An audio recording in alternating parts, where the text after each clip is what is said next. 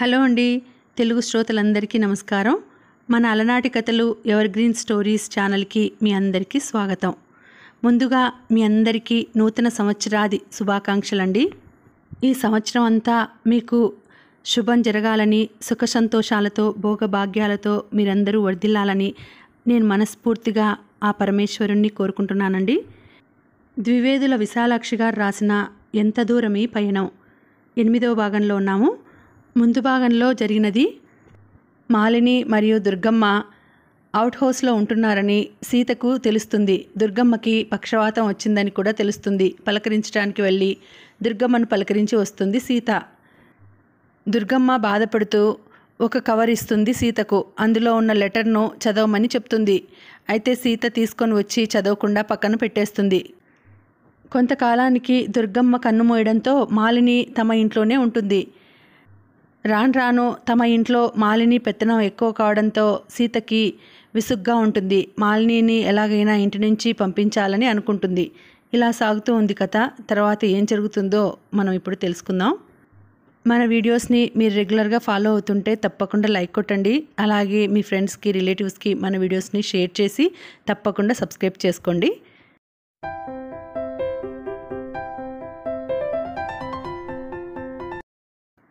సుబ్బారావు తన company head ఆఫీసును Hyderabad మార్చడానికి నిశ్చయించుకున్నాడు. పాతపట్నంలో ఉన్న సంస్థ కొద్దిపాటి వ్యవహారాలతో, కొద్దిమంది ఉద్యోగులతో బ్రాంచ్గా ఉంటుంది. నీకు ఇక్కడే బాగుంది అంటే ఇంటిని ఇలాగే ఉంచుదాము, నేను వచ్చి పోతూ ఉంటాను అన్నాడు సుబ్బారావు కంపెనీ మార్పు విషయమై భార్యతో చెప్తూ. తాము బొజ్జన్నపేటలో ఉన్నప్పుడు సుబ్బారావు ఇప్పుడు అన్నట్లు సౌమ్యంగా ఒక మాట అని ఉంటే సీత ఎంతో సంతోషించి ఉండేది. ఆనందంతో ఎగిరి గంతేసి అలాగే అని తల ఊపేది. కానీ ఇక్కడ పాతపట్నంలో ప్రత్యేకం తనకేముందని ఒంటరిగా ఉండడానికి ఉత్సాహం చూపుతుంది. కొడుకు విజయరాఘవ ఒక విధంగా సహానీలకి ఇల్లరికపు అల్లుడు అయిపోయాడు. పెద్ద డాక్టర్ చదువు చదివి ఇంటిని ఊరిని ఉద్ధరిస్తుంది అనుకున్న కూతురు పార్వతి మాజీ జమీందారుల ఇంటి కోడలై ఆ రాచరికపు కట్టుబాట్లలో, బంగారు పూతల్లో పూర్తిగా కూరుకుపోయింది. ఈనాడు ఆమెని అంతకి పూర్వం తెలియని వాళ్ళు ఎవరైనా చూస్తే మద్రాసు మెడికల్ కాలేజీలో ఫస్ట్ క్లాస్లో ఎంబీబీఎస్ పాస్ అయిన డాక్టర్గా అనుకోరు. ఆ కట్టు, ఆ బొట్టు, ఆ నడక తీరు అడుగడుగునా జాలువారే జమీందారీ రాజసం. ఆ పిల్ల అటువంటి జీవితం అనుభవించడానికి కోరి కోరి ఈ భూమి మీద పుట్టింది అనుకుంటారు. దేశానికి స్వాతంత్రం వచ్చాక రాజులు, రాజ్యాలతో పాటు జమీలు, జమీందారులు కూడా కనుమరుగైపోయారు. అనుకోని విధంగా వచ్చిన ప్రభుత్వ శాసనాల వెల్లువలో చాలామంది చిన్న పెద్ద జమీందారులు సోదిలోకి కూడా మిగలకుండా నశించిపోయారు. కానీ కందివరం జమీందారు, కళ్యాణ సుందరవర్మ వంటి కొందరు ముందుచూపు గలవారు మాత్రం రాగల ఆపదని, ఇంకా అది ఆ రామడల దూరంలో ఉండగానే పసిగట్టి, దీపం ఉండగానే ఇల్లు చక్కబెట్టుకొని బాగుపడ్డారు. అటువంటి జమీల పేరు మీదుగా ప్రభుత్వపరమైన జమీ ఆస్తులు లోపల చెదపురుగులు డొల్ల చేసిపోయిన కర్రదుంగల వంటివే. ఆ విధంగా ఆర్థికంగా బాగుపడ్డ కందివరం జమీందారు కళ్యాణ సుందరవర్మ రెండవ కొడుకు జయవర్ధన వర్మ మెడిసిన్లో పార్వతి సహాధ్యాయి. క్లాసు గదిలో ఇద్దరి మధ్య ఏర్పడ్డ పరిచయం మెరీనాలో స్నేహంగా మారి, ఆ స్నేహం 5 స్టార్ హోటళ్లలో, ఎయిర్ కండిషన్ సినిమా థియేటర్లలో ప్రేమకి దారితీసి పెద్దల సమక్షంలో పెళ్లితో ఇద్దరినీ ముడిపెట్టింది. ఆమెతో ఎంతో సన్నిహితం, స్నేహం ఉన్న సాటి ఆడపిల్లలకి కూడా ఈనాటి పార్వతి రూపురేఖలు, జీవిత విధానం ఆశ్చర్యం కలుగజేసేవి. పెళ్లి కాగానే ఆడపిల్లలు మారిపోతారు అనే మాటలు వింటుంటాం. కానీ మరి ఇంతలా ఎలా మారిపోయావే పార్వతి? నీ చదువు, నీ చొరవ, నీ స్వతంత్ర భావాలు అన్నింటినీ పెళ్లి కాగానే ఏ గోతిలో పాతిపెట్టావే అని నిలదీసేది పార్వతి ముఖ్య స్నేహితురాలు గిరిజ. మనిషి చదువు, సంధ్య, డబ్బు, దస్కం, అధికారం, గౌరవం ఇవన్నీ ఎందుకు కావాలనుకుంటాడు గిరిజ?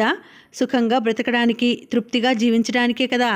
అటువంటి సుఖం, తృప్తి నాకు నా ఇంటి 4 గోడల మధ్య నాకు దొరుకుతున్నప్పుడు వాటి కోసం నేనెక్కడికో పరుగులు పెట్టవలసిన అవసరం ఏముంది చెప్పు అంటూ ఎదురు ప్రశ్న వేసేది పార్వతి. కూతురు అంటున్న ఆ మాటలు నిజం కావాలని, ఆమెకి అటువంటి సుఖం, తృప్తి కలగాలని మనసారా కోరుతున్నా ఎందువల్లో ఆమె అంటున్న ఆ మాట నిజం కాదు అనిపించేది సీతకి. జయవర్ధనతో తను గడపబోయే వైవాహిక జీవితాన్ని పార్వతి ఇలా ఊహించుకొని ఉండదు. కూతురు ఒకటి అనుకొని దిగి ఇంకొక దానిలో కూరుకుపోయి ఉంటుందని ఆమె అనుమానం. తనంతట తాను ఏరి కోరి వేసిన అడుగు కాబట్టి వెనక్కి తీసుకోలేక కూతురు ఆ ఇంటికి బందీ అయిపోయింది అని సీత నమ్మకం.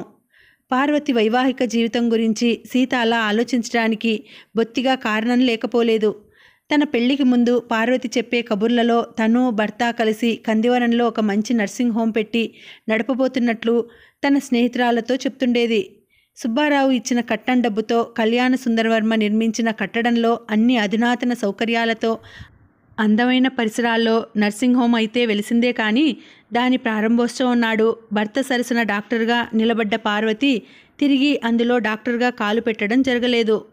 వారి ఇంటి ముందు హాలులో జిగజిగా మెరిసే వెండి పంజరాల్లో 2 పంచరంగుల చిలకలు వచ్చిపోయే వారిని పలకరిస్తూ ఉత్సాహంగా ఆ పంజరంలోనే అటూ ఇటూ తిరుగుతుండేవి. వెండి పంజరాల్లో బందీలుగా ఉన్న ఆ చిలకల్ని చూసినప్పుడల్లా సీతకి ఎందుకో తన కూతురు తలుపుకి వచ్చేది. ఇవి 25 ఏళ్ల నాటి చిలుకలు చూసారా, ఇంకా ఎంత ఆరోగ్యంగా ఎంత ఉత్సాహంగా ఉన్నాయో. ఇదే ఏ అడవిలోనో ఏ చెట్టు మీదో ఉండి ఉంటే ఇలా ఇంతకాలం ఆరోగ్యంగా బ్రతకగలిగేవా? అంతా తినే తిండి తిరిగే పరిసరాల్లోనే ఉంటుంది అనేది వియ్యపురాలు చంద్రమతీదేవి. ఆమె వయసులో సీత కన్నా బాగా పెద్దది. అయినా చిదిమితే పాలు కారేటట్లు ఉండేది ఆమె ముఖం. మనిషికి ఉన్నది పుష్టి, పశువుకు తిన్నది పుష్టి అంటారు. ఇందుకేనేమో నిజానికి ఈ తృప్తి అసంతృప్తి అనే మాటలకి సరి అయిన నిర్వచనం చెప్పడం అంత సులువైన పని కాదు. ఏ పూటకి ఆ పూట కష్టపడి తిండికి సంపాదించుకుంటూ ఆ ఉన్న దాంట్లోనే పిల్లా పాపల్ని పెంచుకుంటూ తృప్తిగా బ్రతుకుతుంటారు కొందరు. వాళ్ళకి డబ్బు లోటు ఉండవచ్చు, దానివల్ల ఎదురయ్యే బాధలు ఉండవచ్చు. కానీ అవి శారీరకమైన ఈతి బాధలు మాత్రమే. ప్రయత్నంలో వాటిని వారు ఏదో విధంగా అధిగమించే అవకాశం ఉండవచ్చు.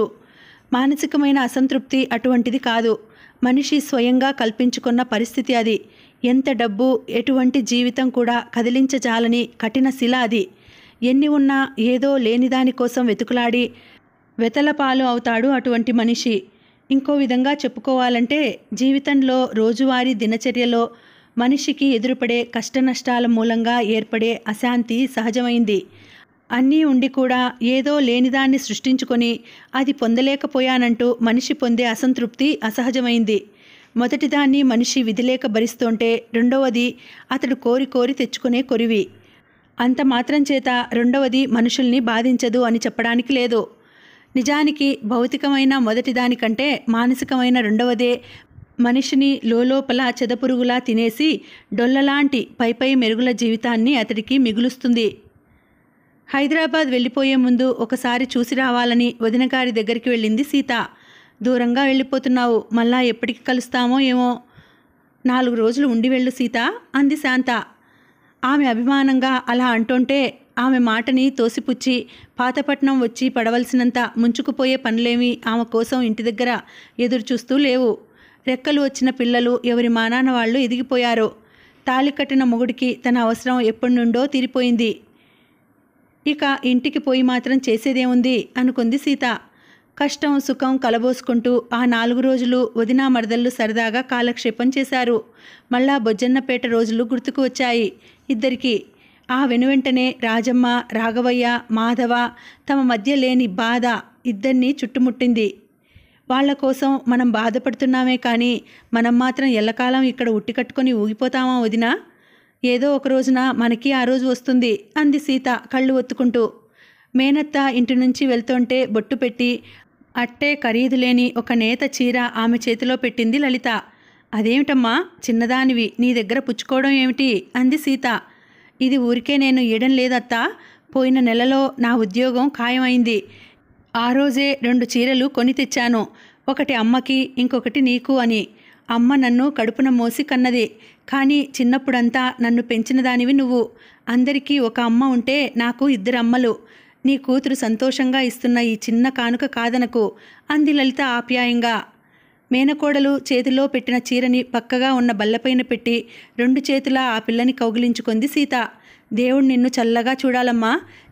నీకెప్పుడు ఏ అవసరం పడినా ఇప్పుడు నువ్వు అన్న ఈ మాట మాత్రం గుర్తుంచుకో అంది ఆమె నుదుటిపైన ముద్దు పెట్టుకుంటూ.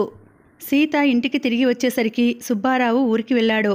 అతడు క్యాంపుకి వెళితే అతడితో పాటు మాలిని కూడా వెళ్ళడం మామూలే. ఊళ్ళో ఉన్న పై ఊరికి వెళ్ళినా వ్యాపారం అన్న తర్వాత అర్జెంటుగా చూసుకోవాల్సిన పనులు ఏవో ఉంటూనే ఉంటాయి. అప్పటికప్పుడు టైపు చేయవలసిన ఉత్తరాలు, నింపవలసిన ఫారాలు.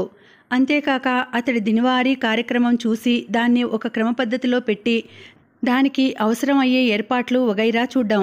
దానికి ఒక మనిషి అవసరం ఉంటుంది. ఆ మనిషి మాలిని అయితే సుబ్బారావుకి సదుపాయం. అతడి గురించి, అతడి అలవాట్ల గురించి అన్నీ తెలిసిన మనిషి ఆమె. ఏదీ అతడు నోరు విప్పి చెప్పనవసరం లేకుండా అన్నీ తాను చూసుకుపోతుంది. ఆ కారణంగానే సుబ్బారావు తను ఎప్పుడు ఏ ఊరికి పోయినా మాలినిని వెంట తీసుకుపోతుంటాడు. సీత ఊరి నుంచి వచ్చిన మరునాడు ఆఫీస్ నుంచి ఫోన్ వచ్చింది. అసిస్టెంట్ మేనేజర్ వెంకటరత్నం ఫోన్ చేశాడు. అప్పుడు సీత ఆ పరిసరాల్లో ఉండడంతో రిసీవర్ అందుకొని హలో అంది. ఎవరు? అమ్మగారా? నమస్కారం అమ్మా, నేను వెంకటరత్నాన్ని. బాబుగారు ఊరి నుంచి తిరిగి వచ్చారేమో కనుక్కుందామని నమ్రతగా అన్నాడు అతడు. ఇంకా రాలేదండి, ఈరోజు వస్తారని అనుకుంటున్నారా? భర్త రాక గురించి తెలుసుకోవాలని ప్రశ్నించింది సీత. వారు వెళ్తున్నప్పుడు ఫలానా రోజుకి వస్తామని చెప్పి వెళ్ళలేదమ్మా. ఎప్పుడు వస్తారో తెలియదు. బొంబాయి నుంచి ధనరాజ్ గారు నిన్న 2 సార్లు ఫోన్ చేశారు. ఏదో వ్యాపార విషయం బాబుగారితో స్వయంగా మాట్లాడాలట. ఈరోజు ఇప్పుడే కొంచెం సేపటి ముందు అబ్బాయి గారు మళ్ళీ ఫోన్ చేశారు. మీరు ఊరి నుంచి వచ్చిన సంగతి తెలియదు, లేకుంటే ఆ మాట చెప్పి ఉండేవాణ్ణి అన్నాడు. మరీ అంత అవసరం అనుకుంటే ఆయన సాధారణంగా ఎక్కడ బస చేస్తారో ఆఫీసులో తెలుస్తుంది కదా, అక్కడికి ఫోన్ చేసి కనుక్కుంటే సరి అంది సీత. వారు కంపెనీ పని మీద వెళితే అలాగే చేసి ఉండేవారుమి. ఊళ్ళో చికాకుగా ఉంది, ఓ 4 రోజులు ఎటైనా తిరిగి వస్తామంటూ వెళ్లారు. అటువంటప్పుడు ఆయన గురించి ఆరా తీయడం అంత బాగుండదని సంకోచిస్తున్నాను.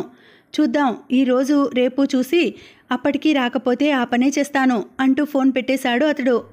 సుబ్బారావు కంపెనీలో పనిచేస్తున్న అందరిలో సీతతో చనువుగా, అభిమానంగా మాట్లాడే మనిషి వెంకటరత్నం ఒక్కడే. అతడికి సీత వయసే ఉండే అక్కగారు ఒకతే ఉందట. ఆమె భర్త వెంట అమెరికా వెళ్ళిపోయిందట. ఈ విషయాలన్నీ ఏదో మాటల సందర్భంలో అతడే సీతతో చెప్పాడు. సీత ఊరికి వెళ్ళిన మరునాడే సుబ్బారావు క్యాంపుకి వెళ్ళాడని అనసూయమ్మ చెప్పింది. కొత్తగా మొదలు పెట్టబోతున్న రావ్ అండ్ సహానీ ఫర్మ్ వ్యవహారాలు చూడ్డానికే మొగుడు హైదరాబాద్ వెళ్ళి ఉంటాడనుకుంది సీత. కానీ ఇప్పుడు వెంకటరత్నం మాటల వల్ల తేలిన విషయం, అతడు వెళ్ళింది వ్యాపారపరంగా కాదు, మాలిన్ని వెంటబెట్టుకొని కులాసాగా తిరిగి రావడానికి అని తెలిసింది. తను వదిన దగ్గర మరి 4 రోజులు ఉండి వస్తే ఈ సంగతి తన దాకా వచ్చి ఉండేది కాదు. లేక అప్పుడు టెలిఫోన్ మోగేసరికి తను ఆ ప్రాంతాల లేకపోయినా ఈ వ్యవహారం వెలుగులోకి వచ్చి ఉండేది కాదు. పనివాళ్ళు ఎవరో ఒకరు ఫోన్ ఎత్తుకొని అయ్యగారు ఇంకా రాలేదని చెప్పి ఫోన్ పెట్టేసి ఉండేవారు. ఆ రెండూ అలా జరగలేదు కాబట్టి మొగుడి ఈ క్రొత్త రంగు ఇలా బయటపడింది.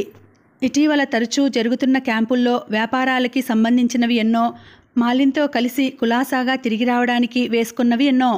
అంతవరకు సీత మనసులోకి రాని ఒక ప్రశ్న అప్పుడే పొటుమరించింది. భర్తకి మాలిని మధ్య ఏర్పడ్డ అనుబంధం ఏ స్థితిలో ఉంది? అది ఎంత దృఢంగా వేళ్లు పాతుకొని ఉంది అని. ఆ రాత్రి బాగా పొద్దుపోయాక సుబ్బారావు, మాలిని ఊరి నుంచి ఊడిపడ్డారు. వారు వచ్చేసరికి మంచి నిద్రలో ఉంది సీత. క్రింద హాలులో ఎవరివో మాటలు అలికిడి కావడంతో ఆమెకి మెలకువ వచ్చింది. రాత్రి నిశ్శబ్దంలో మొగుడి గొంతు క్రింద నుంచి స్పష్టంగా వినిపిస్తోంది. అమ్మగారు ఎప్పుడు వచ్చారు? అనసూయమ్మని ప్రశ్నిస్తున్నాడు. 3 రోజులైంది ఆమె సమాధానం. ఆఫీస్ నుంచి ఎవరైనా రావడం, టెలిఫోన్లు వగైరా ఎవరూ రాలేదు. ఫోన్లు కూడా వచ్చినట్లు లేదు. అయినా ఊరికి వెళ్లే ముందు మీరు అన్ని ఏర్పాట్లు చేసి మరీ వెళ్తారు కదా, ఇంటికి ఫోన్ చేసి అమ్మగారిని అడగవలసింది ఏముంటుంది అంది అనసూయమ్మ.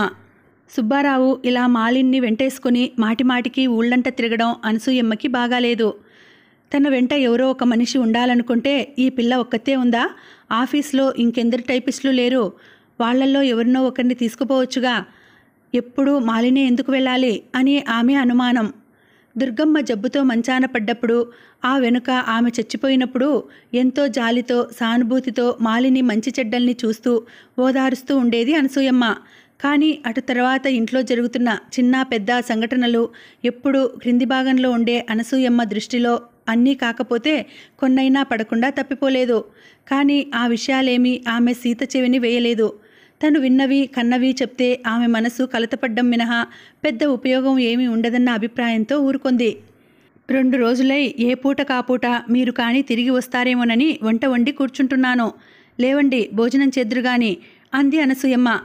సీత గదిలో గోడకున్న గడియారం వంక చూసింది. 11 గంటలు కావస్తోంది.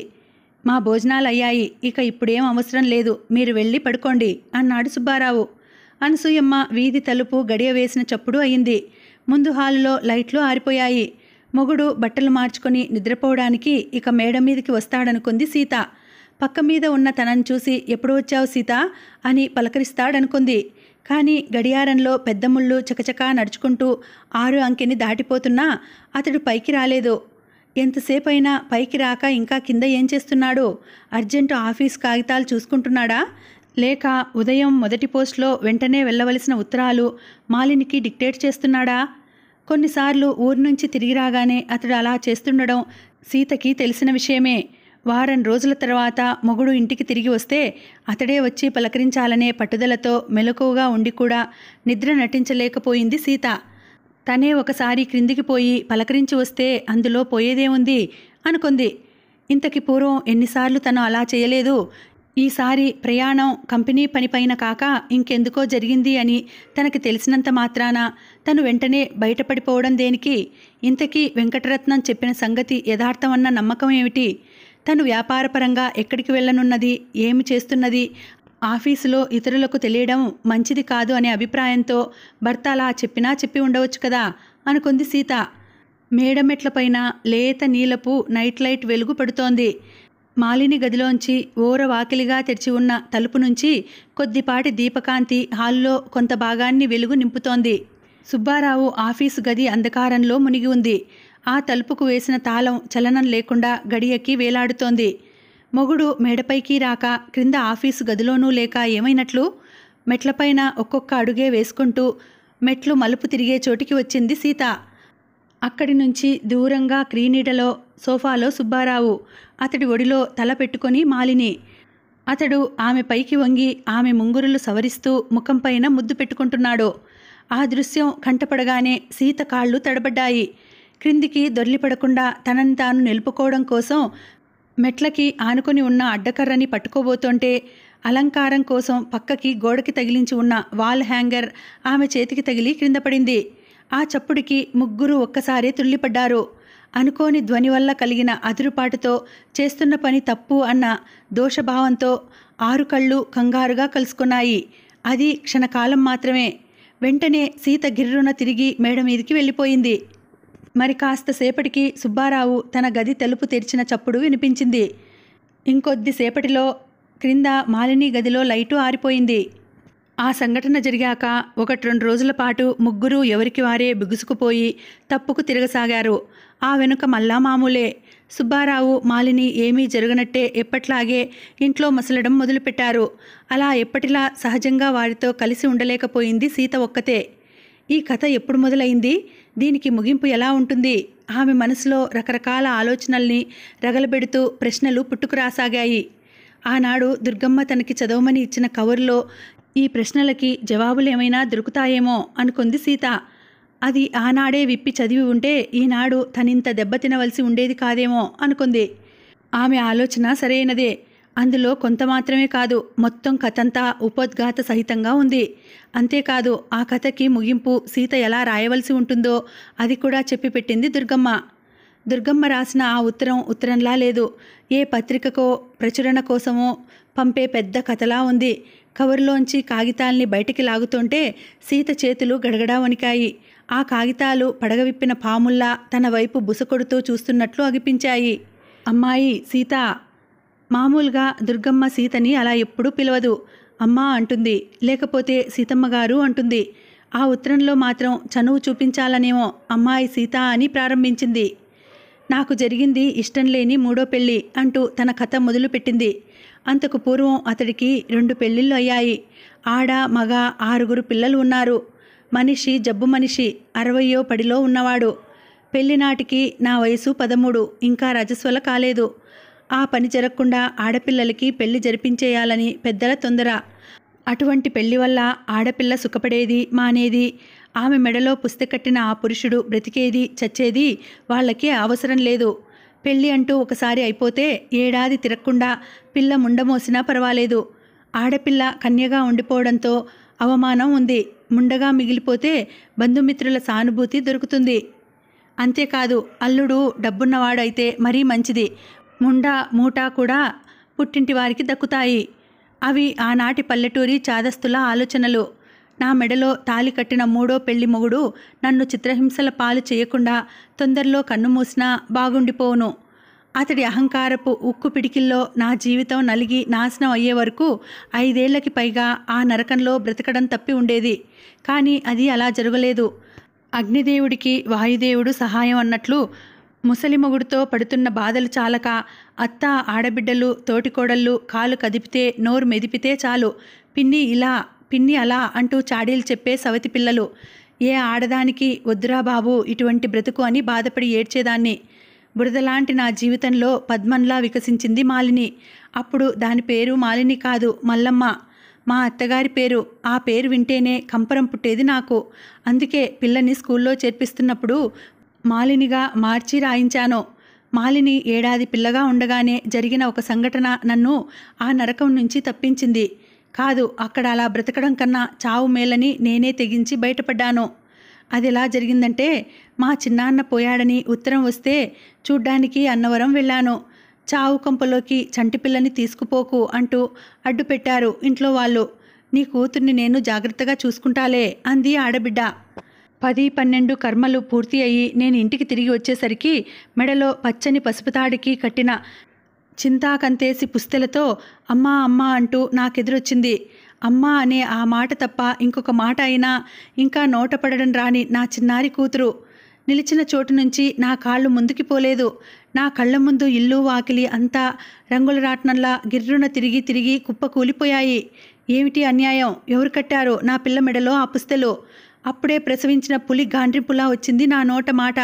అప్పుడు అంత ధైర్యం నాకెలా వచ్చిందో ఇప్పటికీ నాకు తెలియదు. నా జీవితాన్ని నాశనం చేసిన ఆ రాక్షసుల చేతుల్లో నా పిల్ల బ్రతుకు కూడా బుగ్గి కాబోతోంది అన్న భయం, దుఃఖం, బాధ ఆడదానిగా నాలో పాతుకుపోయి ఉన్న అసక్తతని బయటికి నెట్టాయి అనుకుంటాను. చావు బ్రతుకుల్లో మంచం మీద ఉన్న అత్త మాట్లాడలేదు. తల్లి తల దగ్గర నిలబడ్డ మాతృభక్తి పరాయణుడైన ఆమె కొడుకు కన్నెత్తి నా వైపు చూడలేదు. ఆడబిడ్డ అర్ధ భర్త అన్న నానుడికి సరిగా నాపైన రాత్రి పగలు అధికారం చెలాయిస్తూ కొరడా జలిపించే చిన్న ఆడబిడ్డ నోరు తెరవలేదు. జీబురు జుట్టు, చీముడి ముక్కుతో పొయ్యిలో సగం కాలి ఆరిన కట్టెపేడులా ఉన్న సుబ్బిగాడు పరుగు పరుగున పెరట్లోంచి పరిగెత్తుకుంటూ వచ్చి, మల్లమ్మ మెడలో అది నేనే కట్టాను అత్తా, అయ్యోరు చెప్పినట్టే గట్టిగా కట్టేశాను అన్నాడు. తను ఏదో గొప్ప పని చేసినట్లు సంబరపడిపోతూ. మామూలుగా ఇంటిలో తిరుగుతున్నప్పుడే వాడి ముఖం చూస్తే నాకు కంపరం ఎత్తుకొస్తుంది. వాడొక ముదనష్ట జాతకంలో పుట్టిన మడ్డి విధవ. భూమి మీద తిన్నగా పడకముందే తల్లిని పొట్టన పెట్టుకున్నాడు. ఏడాది తిరగకుండా తండ్రిని మింగి కూర్చున్నాడు. ఉదయాన్నే వాడి ముఖం చూసిన రోజున రోజుకన్నా మరి 2 పుంజీల చివాట్లు తన్నులు తినవలసి వచ్చేది నాకు. మా అత్తగారికి మాత్రం తల్లి తండ్రి లేని ఆ పెద్ద కూతురి కొడుకంటే వాళ్ళ మాలిన అభిమానం. వాడికి ఇది పెట్టలేదు, అది చేయలేదు అంటూ రాత్రి పగలు సాధించుకు తింటుండేది నన్ను. ఆ పిల్లాడి పట్ల నా మనసు అంతగా విరగడానికి ఆవిడ సాధింపు కొంత కారణం అని చెప్పొచ్చు. మాలిని పుట్టింది మొదలు మా సుబ్బిగాడికి పెళ్ళాం పుట్టింది. మల్లమ్మ మా సుబ్బిగాడి పెళ్ళాం అంటూ ఆ చంటిదాన్ని చూసి ఓ మురిసిపోయేది ఆవిడ. నా కూతుర్ని ఆ ముదనష్టపు వాడికి ఇచ్చి పెళ్లి చేయాలనే అభిప్రాయం నాకు ఏ కోసానా లేకపోయినా ఆ అభిమానంతో అయినా ఆవిడ నా పిల్లని ముద్దుగా చూస్తుంది అనే ఉద్దేశంతో గమ్మున ఊరుకొండేదాన్ని. కానీ నేను ఇంటలేని సమయంలో తల్లి చివరి కోరిక అన్న సాకుతో అన్యం పుణ్యం ఎరగని నా కూతురి మెడలో ఇంటి వాళ్ళంతా కలిసి ఇలా ఉరితాడు బిగిస్తారని నేను కలలో కూడా అనుకోలేదు. అటువంటి అనుమానం నాకు ఏమాత్రం ఉన్నా చావు కొంపలోకే కాదు, వల్లకాట్లోకి వెళ్ళవలసి వచ్చినా నా బిడ్డని వాళ్ళ చేతుల్లో వదిలి వెళ్ళి ఉండేదాన్ని కాదు. కోపంతో నా మనసు లుంగలు చుట్టుకుపోయింది. బాధతో నా కడుపు మండిపోయింది. చచ్చేవాడికి సముద్రం మోకాలి బంటి. అక్కడ ఉన్న అందర్నీ చిన్న పెద్ద అని లేకుండా నోటికొచ్చిన తిట్టల్లా తిట్టి పిల్ల మెడలోంచి ఆ పసుపుతాడు తొలగించి వాళ్ళ ముఖాన కొట్టాను. అదే వేగంతో నా కూతుర్ని చంకనేసుకొని ఆ మండుటెండలో ఇల్లు దాటాను, వాడ దాటాను, ఊరు దాటాను. మొగుడితో తగువ పెట్టుకుని చేత చిల్లిగవ్వలేని ఆడపిల్లని ఏ అన్నలు వదినలు ఆదుకుంటారు? నా గతి అంతే అయ్యింది. తిన్నగా వెళ్ళి వాళ్ళ కాళ్ళ మీద పడు, చేసిన పనికి అన్న మాటలకి లెంపలేసుకో అని హితవు చెప్పి ఇంటి నుంచి వెళ్ళగొట్టారు. ఆ సమయంలో నన్ను నా బిడ్డను ఆదుకొన్నది ఒక దూరపు బంధువు. నా అన్నవారు ఎవరూ లేక ఆమె మంచాన పడి ఉంది. నీకు నీ పిల్లకి పెట్టడానికి నా దగ్గర నిధి నిక్షేపాలు లేవు, కానీ ఉన్నదానిలో ఇంత కాచి పోసావంటే ముగ్గురం కలిసి తాగుదాం అంటూ తన గూటిలో నాకు నా పిల్లకి ఆశ్రయం ఇచ్చింది. నేను ఇల్లు వదిలిన 10 రోజులకే మా అత్త పరలోకానికి ప్రయాణం కట్టింది. ఆ విషయం తెలిసి కూడా నేను చూడ్డానికి పోలేదు. ఆ వెనుక ఏడాదికి ముసలిమొగుడు తల్లిని వదిలి ఉండలేక తను వెళ్ళిపోయాడు. ఎంతైనా అగ్నిసాక్షిగా మెడలో పుస్తకట్టిన మొగుడు. ఒకసారి వెళ్ళి చూసిరా అంది ముసలావిడ. అన్నం పెడుతున్న ఆవిడ మాట కాదనలేక అత్తింటికి తిరిగి వెళ్ళాను. వీధి గుమ్మంలోనే అటకాయించారు. శవాన్ని చూడ్డానికి కూడా వాళ్ళు ఒప్పుకోలేదు. మా వదిన ఏనాడో చచ్చిపోయింది, నువ్వెవరో మాకు తెలియదు అంటూ గుమ్మంలోంచి మెడపెట్టి గెంటినంత పని చేశారు.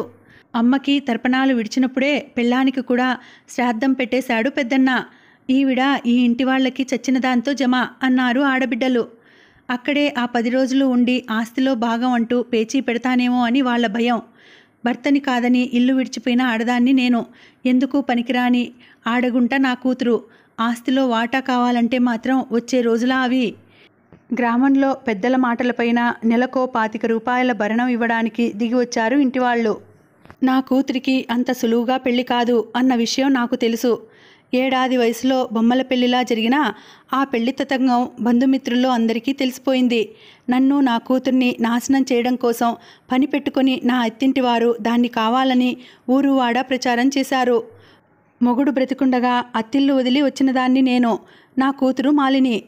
ఆనాటి సంఘంలో నాకు నా బిడ్డకి ఉండే విలువ ఏమిటో నాకు బాగా తెలుసు.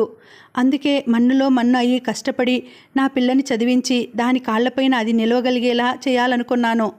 మాకు ఆశ్రయం ఇచ్చిన ఆ ముసలమ్మ కన్ను ముయ్యగానే ఆ గూడు వదిలి పిల్లతో పాటు పాతపట్నం వచ్చి పడ్డాను. భగవంతుడి కరుణ వల్ల పిల్లకి చదువు వచ్చింది, అభివృద్ధిలోకి వచ్చింది. చిన్నదో పెద్దదో ఒక ఉద్యోగం అంటూ సంపాదించుకుంది. ఇద్దరం పరువుగా ఒక గూట్లో పడి ఉన్నదానితో తృప్తిగా జీవితం సాగిస్తున్నాము. కానీ దైవ సంకల్పం మరొకలా ఉండి మమ్మల్ని మా గూట్లో ఉంచి పైకి లాగింది. ఆ రోజు జరిగిన సంఘటనను అలా కాక మరోలా అనుకోలేకపోతున్నాను నేను. ఆ రోజు దుర్గగుడికి వెళ్ళాలని మాలిని నేను బయలుదేరాము. ఆ వెళ్ళింది అరగంట వెనకో ముందో అయితే ఇది ఇలా జరిగి ఉండేది కాదు. అందుకే దైవ సంకల్పం అంటున్నాను. చిన్న పేము సజ్జలో పువ్వులు పళ్ళు పెట్టుకొని మాలిని ముందు నడుస్తోంది. నేను దాని వెనుకగా మెట్లు ఎక్కుతున్నాను. సగానికి పైగానే మెట్లు ఎక్కాము. పరధ్యానంగా నడుస్తున్న నన్ను చేత్తో తట్టి అమ్మా అమ్మా అంటూ పిలిచింది మాలిని. అదిగో చూడు, ఆ వస్తున్న ఆయనే మా కంపెనీ ప్రొపరేటర్ సుబ్బారావు గారు అంది. అతడు పైనుంచి క్రిందికి దిగి వస్తున్నాడు. అప్పుడే దైవ దర్శనం చేసుకు వస్తున్నట్లు చేతిలో ఉన్న కొబ్బరి చిప్ప పువ్వులు చెప్పకనే చెప్పుతున్నాయి. అతడు మరి కాస్త క్రిందికి దిగి మా ముందుకు వచ్చాడు. నమస్కారం అండి అంది మాలిని. నమస్కారం నమస్కారం అన్నాడు అతడు. ఈవిడ మా అమ్మగారు అంటూ నన్ను పరిచయం చేసింది. నమస్కారం అండి, కోవెల్కి వెళ్తున్నారా? అంత మాత్రం పలకరించి అతడు క్రిందికి దిగిపోయాడు. ఆ సాయంకాలం నీరెండలో అప్పుడు అతడి ముఖం నేను దగ్గరగా చూసింది 1 నిమిషకాలం మాత్రమే. అయినా ఎందువల్లో అది పరిచయం ఉన్న ముఖంలా అనిపించింది. ముఖ్యంగా కుడి కంటి క్రింద చంద్రవంకలా ఉన్న మచ్చ, ఎడమ చెవిపైన భాగంలో ఉన్న శనగ గింజంత ఉలిపిరికాయ. ఎక్కడ చూశాను ఇతన్ని? లేక ఇతడిలాంటి పోలిక ఉన్న ఇంకొక మనిషిని ఎప్పుడు చూశాను?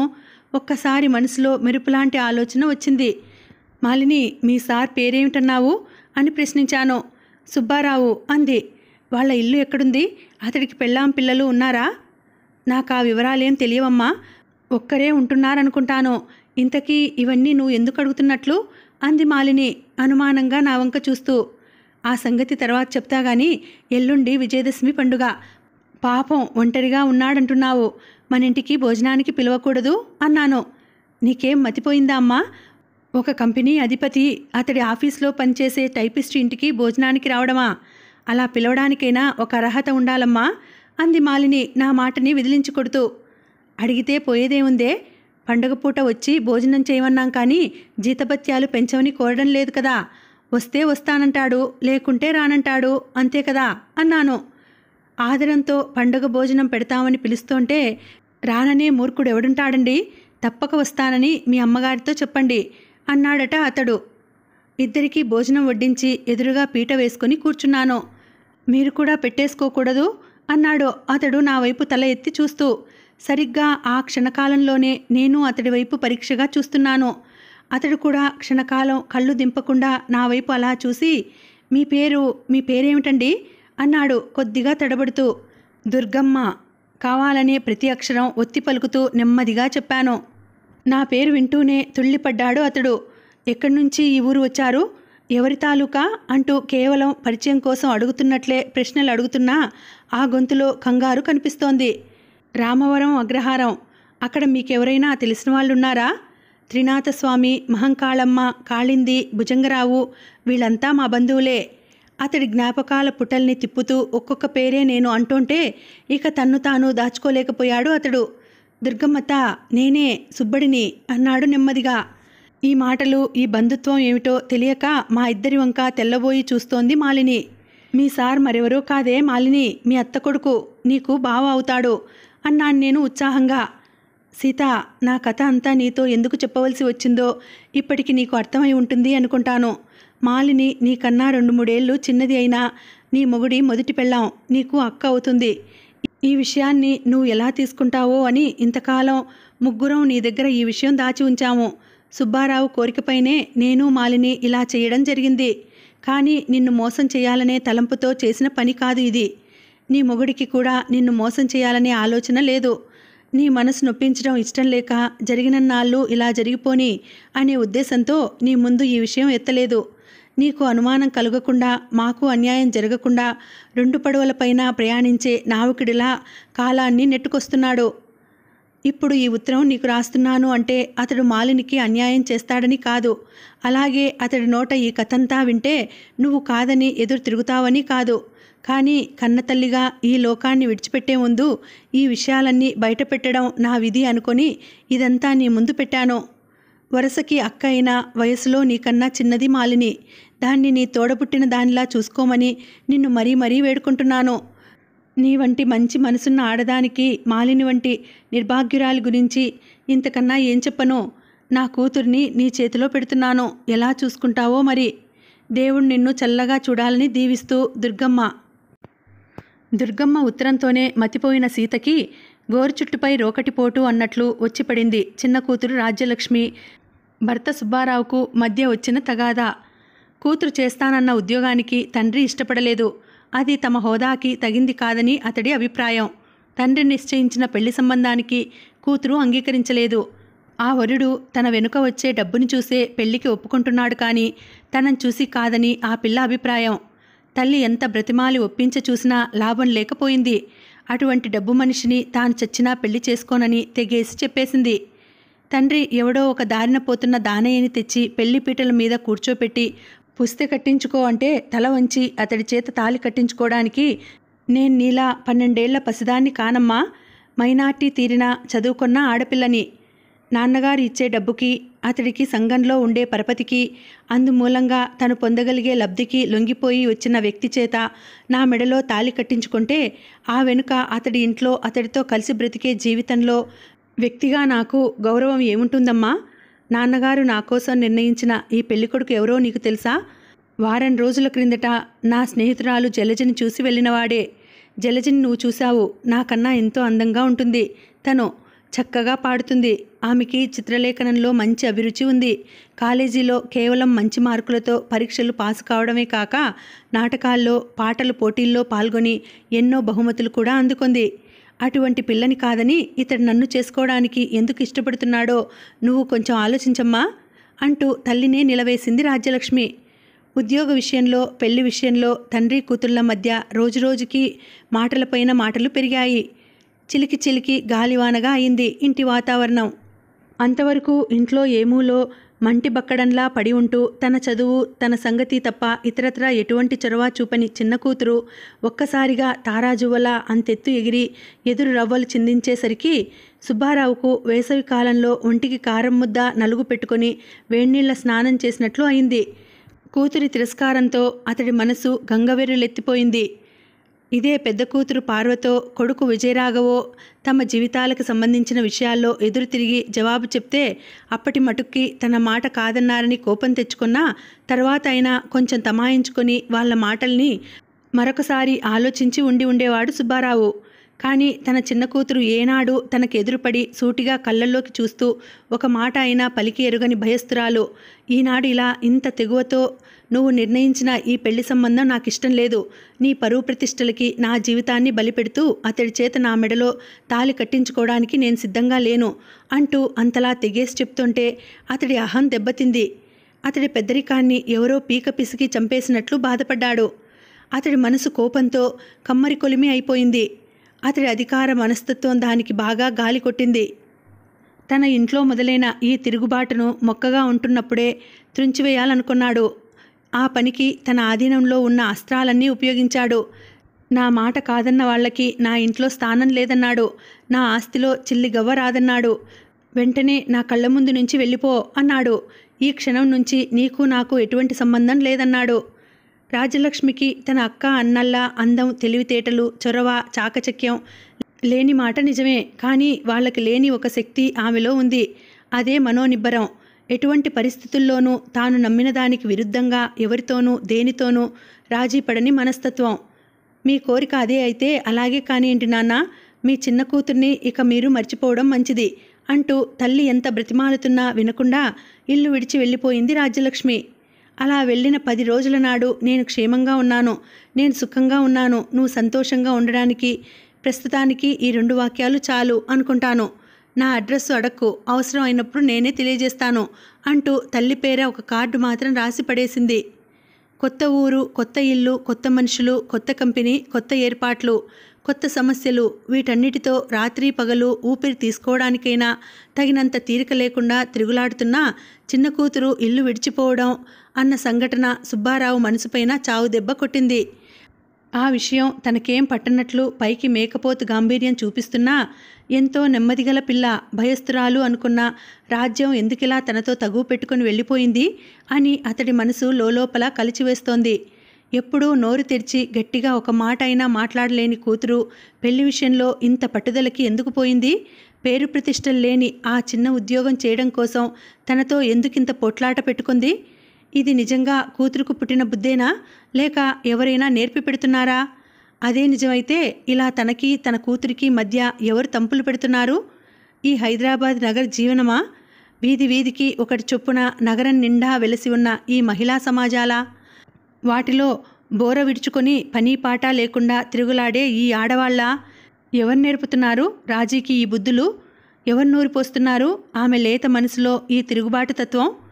ఎంత ఆలోచించినా చిన్న కూతురిలో వచ్చిన ఈ మార్పుకి కారణం ఏమిటో సుబ్బారావుకి అంతుపట్టలేదు. ఆ విషయం అలా ఉంచి అప్పుడు వెంటనే అతడి ఎదుట నిలిచి అతడిని నిలదీస్తున్న ప్రశ్న, వరుడి తండ్రికి ఏమని ఉత్తరం రాయడం? మా పిల్లకి మీ పిల్లాడు నచ్చలేదు, అందుచేత ఈ పెళ్లి జరగదు అంటూ తెగతంపులు చేసుకోవడమా? లేక ఏదో కారణాలు కల్పించి రాస్తూ మరికొంతకాలం దాకా పెళ్లి వాయిదా వేయమని కోరడమా? ఆలోచించగా రెండో మార్గమే మంచిదిగా తోచింది సుబ్బారావుకు. కూతురు కొన్ని రోజుల పాటు ఇల్లు విడిచి బయట ఒంటరిగా ఉండటం జరిగితే వాస్తవ జీవితానికి, ఆశయాల ఉపన్యాసాలకి ఉన్న తేడా తెలియవస్తుంది. మనిషికి ఉండే ఆశయాలు ఆలయాల్లో దేవుడి విగ్రహాల మల్లే అప్పుడప్పుడు భక్తి ప్రపత్తులతో పూజించడానికి ఉపయోగపడతాయి. కానీ రోజువారీ బ్రతుకుల్లో వాటిని ఆచరణలో పెట్టడం అయ్యే పని కాదు అని తనంతట తానే గుర్తించగలుగుతుంది. అటువంటి జ్ఞానం కలిగిన నాడు కూతురు తనంతట తానే తన మంచి కోరే తండ్రి రెక్కల క్రిందికి తప్పక చేరుకుంటుంది. అంతవరకు ఏదో విధంగా ఈ వివాహ నిర్ణయాన్ని వాయిదా వేసి ఆపి ఉంచడమే మంచిది అనుకున్నాడు.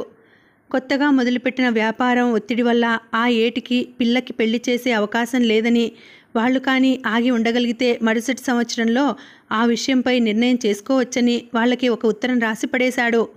ఎప్పటికప్పుడు పనుల ఒత్తిడిలో అడకత్తెరలో పోకచెక్కలా శారీరకంగా మానసికంగా నలిగిపోతున్న భర్త ముందు దుర్గమ్మ ఉత్తరం పెట్టి, దీనికి నీ సమాధానం ఏమిటి మొగుడా అని నిలదీసి అడిగే సాహసం చేయలేకపోతోంది సీత. ఇప్పుడు కాదు అనుకుంటూ దాన్ని ఇలా వాయిదా వేస్తూ వస్తోంది. నన్ను అడిగితే ఆ ఉత్తరాన్ని అసలు ఎప్పటికీ బయట పెట్టడం నీకు మంచిది కాదు సీత అంది అనసూయమ్మ. ఆ ఉత్తరం కేవలం దుర్గమ్మ కల్పించిన కట్టుకథ అని ఆమె అభిప్రాయం. జాలి మనసు గల సీతని నొక్కవలసిన చోట నొక్కి తన కూతురి భవిష్యత్తుకి ఆ ఇంట్లో గట్టి పునాది వేయాలనే దురుద్దేశంతో దుర్గమ్మ పన్నిన పన్నాగం అది అని అనసూయమ్మ అనుమానం. అనసూయమ్మ భయపడినట్లే దుర్గమ్మ వేసిన గాలానికి సీత అనే చిరుచేప సులువుగానే చిక్కుపడింది. అనసూయమ్మ గారు, దుర్గమ్మ రాసిన ఈ మాట నిజమే అయితే నాకంటే ముందుగానే ఆయన మాలిని మెడలో తాలి కట్టారు కదా, మరి అటువంటప్పుడు ఆమె ఇంట్లో తన స్థానాన్ని తాను పొందాలనుకోవడం న్యాయమే కదా, దాన్ని ఎవరు మాత్రం ఎలా కాదనగలం అంది. ఏది న్యాయమో ఏది అన్యాయమో అది అతడు చూసుకుంటాడు సీత. దాని గురించి నువ్వు తల కొట్టుకోనవసరం లేదు. ఆ సమస్య నీది కాదు, అతడిది. ఇప్పుడు నువ్వు తెలివి తక్కువగా ఈ ఉత్తరం నీ మొగుడి ముందు పెట్టి, అబ్బాయి దీనికి నీ సమాధానం ఏమిటి అని అడుగుతావనుకో, దానికి అతడు నంగి ముఖం పెట్టి అవును అది నిజమే అంటూ నీళ్లు నమిలాడనుకో, అప్పుడు నీ పరిస్థితి ఏమవుతుంది? నిజంగా వాళ్ళు కోరుకున్నది అలా జరగాలనే. అదే పని నువ్వు చేస్తే కోరి కోరి సవితిని కొని తెచ్చుకొని నెత్తిమీద పెట్టుకున్నట్లు అవుతుంది నీ పని. నేనొక మాట చెప్తాను విను సీత, కాళ్ళకి అంటిన బురదని నీళ్లతో జాగ్రత్తగా కడిగేసుకోవాలి, కానీ చేత్తో తీసి నెత్తికి రాసుకోకూడదు అని హితవు చెప్పింది ఆవిడ. అనసూయమ్మకి తన పట్ల గల అభిమానం సీతకి తెలుసు. ఆమె ఏమి చెప్పినా ఏం చేసినా తన మంచి కోసమే చేస్తుంది అని కూడా తెలుసు. ఆమె మామూలు స్కూళ్లలో కాలేజీల్లో పాఠాలు నేర్చుకోలేదు. జీవిత పాఠశాలలో అనుభవాల పుస్తకాల్లో చదువుకొని జ్ఞానం సంపాదించింది. ఆమె సలహా పట్ల సీతకి నమ్మకం ఉంది. అందుకే ఆ ఉత్తరాన్ని బయట పెట్టకుండా తన బీరువాలో బట్టల అడుగున భద్రంగా దాచి ఉంచింది సీత. హైదరాబాద్ వాసంలో సీతకి కలిగిన పెద్ద నష్టం అనసూయమ్మ తమతో రాకపోవడం. తన ఆరోగ్యం అంత బాగాలేదని, పనిపాట్లు చేసే ఓపిక తగ్గిపోయిందని ఏవేవో కారణాలు చెప్పి సీత ఎంతగా చెప్పినా హైదరాబాద్ రావడానికి ఆమె ఇష్టపడలేదు. హైదరాబాద్ రాకపోవడానికి అనసూయమ్మ పైకి ఏ కారణాలు చెప్పినా అసలు కారణం ఆమె కొడుకు ఆ ఊళ్ళోనే ఏదో ఆఫీస్లో పనిచేస్తున్నాడు. పొరపాటుగానైనా అతడికి ఎదురుపడ్డం ఆమెకి ఎంత మాత్రం ఇష్టం లేదు. పాతపట్నంలో అనసూయమ్మ లాంటి వితంతువులకు, వయసు మీరిన వారికి ఆశ్రయం ఇచ్చే మఠం లాంటి సంస్థ ఒకటి ఉంది. సుబ్బారావు దాని నిర్వహణకు విరాళాల రూపంలో చందాల మూలంగా తమ కంపెనీ తరపు నుంచి ధన సహాయం చేస్తుంటాడు. ఆ పలుకుబడి మీద అతడు కోరగానే అనసూయమ్మని తమ మఠంలో చేర్చుకోవడానికి వాళ్ళు అంగీకరించారు. ఆ మఠం, అక్కడి పరిస్థితులు, ఉండే మనుషులు, వాళ్ళ మాటలు, తీరుతెన్నులు అన్నీ చూశాక అనసూయమ్మ 3 నెలల పాటైనా అటువంటి చోట ఉండలేదని సీత భర్తతో పందెం వేసింది. నేనిప్పుడే చెప్తున్నాను చూడండి, 3 నెలల నాటికి అమ్మాయి సీత నాకిక్కడ బాగులేదు, హైదరాబాద్ వచ్చేస్తానంటూ అనసూయమ్మ దగ్గర నుంచి ఉత్తరం వచ్చి తీరుతుంది అంది సీత. సీత అన్నట్లు ఆ మఠంలో అనసూయమ్మ 3 నెలలకి మించి ఉండని మాట నిజం. కానీ ఆమె అక్కడి నుంచి సీత దగ్గరికి హైదరాబాదుకి రాలేదు. చుట్టుపక్కల వాళ్ళు గంగా పుష్కరాలకు వెళ్తుంటే వారితో పాటు కాశీకి వెళ్ళింది. తాను పాతపట్నం విడిచి వెళ్తున్నట్లు సీతకి ఒక ఉత్తరం మాత్రం వచ్చింది. ఆ వెనుక నెలనాడు ఆమె ఉండే మఠ నిర్వహణాధికారి దగ్గర నుంచి సుబ్బారావుకి ఇంకొక ఉత్తరం వచ్చింది. అందులో దశాశ్వమేధ ఘట్టంలో స్నానం చేస్తూ అనసూయమ్మ మునిగి చనిపోయింది అని తెలియజేయడానికి చింతిస్తున్నామంటూ వార్త ఉంది. ఆ వార్త నమ్మలేకపోయింది సీత. కారణం, అనసూయమ్మకు ఈత బాగా చేతనవును. ఆమె పుట్టి పెరిగిన గ్రామం ఒక నది ఒడ్డున ఉంది. ఉదయం పూట ఆ గ్రామంలో ఉండే పిల్లలంతా నదిలో ఈతలు కొడుతూ స్నానాలు చేసేవారు. వేసవి కాలంలో అయితే గంటల తరబడి నదిలో ఈదుతూ ఆటలాడేవారు. అంతేకాక పిల్లల మధ్య గ్రామంలో తరచూ ఈతల పందాలు ఉండేవి. వాటిలో చాలాసార్లు అనసూయమ్మ పాల్గొని గెలవడం కూడా జరుగుతుండేది. ఆ విషయాలన్నీ అనసూయమ్మ తనే మాటల సందర్భంలో సీతతో చెప్పి ఉంది. మరి అటువంటి మనిషి సురక్షిత ప్రాంతమైన దశాశ్వమేధ ఘట్టంలో స్నానం చేస్తూ మునిగి చనిపోవడం అంటే ఆ వార్త సీత ఎంతకీ నమ్మలేకపోయింది. గంగా పుష్కర సమయంలో కాశీ విశ్వనాథుని సన్నిధిలో ఆమె కావాలనే ప్రాణత్యాగం చేసి ఉంటుందని సీత నమ్మకం. కానీ అటువంటి నిర్ణయానికి ఆమె రావడానికి కారణం ఏమిటో ఎంత ఆలోచించినా సీత మనసుకి తోచలేదు. అది ఎప్పటికీ సీతకి తెలిసే అవకాశం కూడా లేదు. ఆ కారణం చెప్పగలిగేవారు ఇద్దరే ఉన్నారు. తిరిగిరాని లోకానికి వెళ్ళిపోయిన అనసూయమ్మ. కాశీలో అడుగుపెట్టినప్పటి నుంచి ఆమె ప్రతిచర్యను కళ్ళింతింత చేసుకొని వీక్షించిన కాశీ విశాలాక్షి మాత్రమే. అనసూయమ్మ మరణవార్త విన్ననాడు తన అత్త రాజమ్మ చావుకి ఏడ్చినంతగా ఏడ్చింది సీత. అనసూయమ్మ మరణానికి పరోక్షంగా తను కొంత కారణమని ఆమె అభిప్రాయం. తాను పాతపట్నంలోనే ఉండి ఉంటే ఆమె తనతో పాటే ఎప్పటిలా ఉండి ఉండేది. తన హైదరాబాద్ కాపురం అనసూయమ్మని బలి తీసుకుంది అన్న భావంతో మరీ మరీ మనసులో బాధపడింది సీత. ఇక్కడికి ఈ భాగాన్ని ఆపుతున్నానండి. మళ్ళీ వచ్చే వీడియోలో మనం కథను కొనసాగించుదాం. మళ్ళీ వచ్చే వీడియోలో కలుసుకుంటాను. అంతవరకు సెలవు. నమస్తే. Thank you for watching. Bye.